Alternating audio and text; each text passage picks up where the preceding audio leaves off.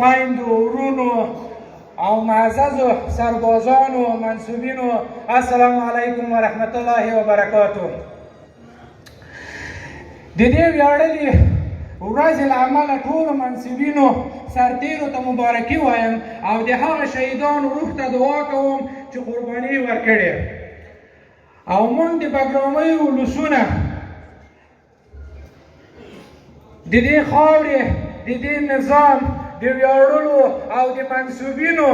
او سرتیرو نه په کلکه ملاتړ کوو او هر وخت به یې په څنګ کې ولاړ اوسو او انشاءالله تعالی هغه کوم کم پرسونل چې د بګرامۍ په ولسوالۍ کې اوس شتون لري خو د دې ولس په همکاري سره د ځوانانو په همکاري سره د مشرانو په همکاري سره د ملک صاحبانو په همکاري سره موږ الحمدلله له ډېرو نواحیو له ډېرو ولسوالیو څخه د امن امنیت لرو او هغه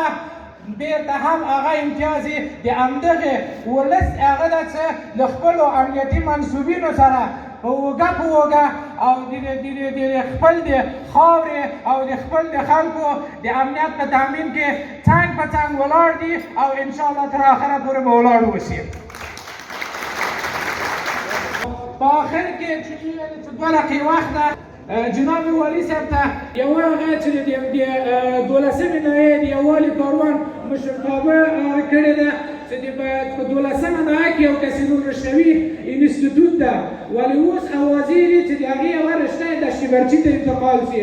آیا د تر اوسه پورې زانور میرې چلند دلته شوی ده دغه ولسونو سره نو دا که هلته افغانان اوسي خو دا هم افغانان دي هر وخت همدغه افغانانو همدغه ولسونو په هر وخت کې له مشروع نظامونو څخه دفاع کړې ده او دفاع به یې کوي انشاءالله په څنګ کې به یې ولاړ اوسي.